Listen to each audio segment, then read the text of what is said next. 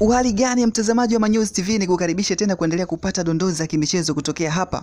Bwana, leo viunga vya Jangwani kulikuwa na jambo kubwa sana ambalo limeweza kugusa nyoyo za mashabiki wa klabu ya soka ya Young African Sports Club. Kulikuwa na utiaji saini wa makubaliano ya ujenzi wa uwanja mpya wa klabu ya soka ya Young African Sports Club, uwanja wa kisasa ambao uliweza kuonyeshwa katika picha ambazo zinaonyesha maeneo mbalimbali ya uwanja huo, ikiwemo pitch, sehemu za kubadilishia nguo, sehemu za kofi, pamoja na eneo la nje la uwanja huo ukionekana wa kuvutia zaidi.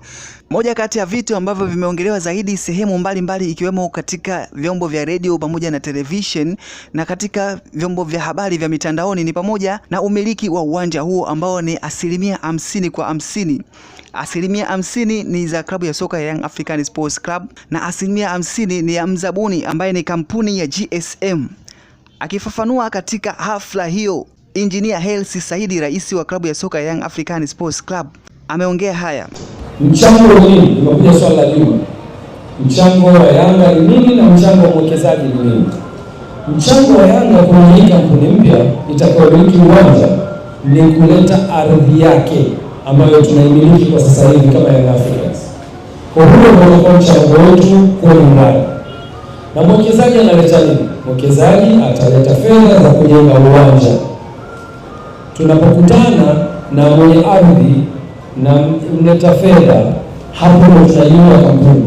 Kwa sasa mfumo wa kampuni utakuwa ni kampuni mpya tutakayoformulate kuanzia sasa hivi baada ya kusaini MOU ya leo. Kwa hiyo mwanasheria, Jumatatu tuna expect kampuni iwe tayari. Mchakato wake wa kusajili unatakiwa uanze.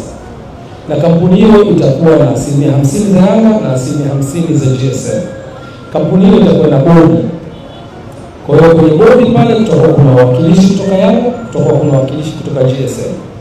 Na wenye viongozi wa bodi hiyo ndio watakaochagua au kumwajiri CEO au general manager wa kuendesha uwanja.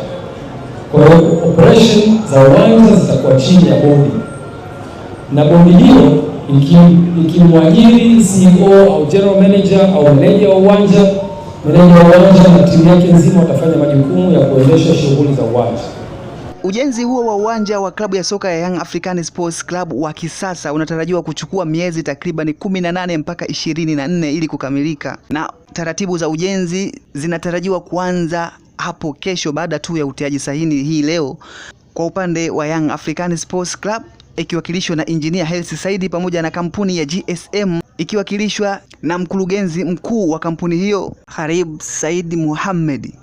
Bwana, hii ni Manyuzi TV, endelea kufuatilia kwa kupata updates mbalimbali zinazohusiana na masuala ya kimichezo, kijamii, burudani pamoja na kufahamu mambo ya teki. Usiache kusubscribe, kulike, kushare na kucomment. Tukutane tena hapo baadaye.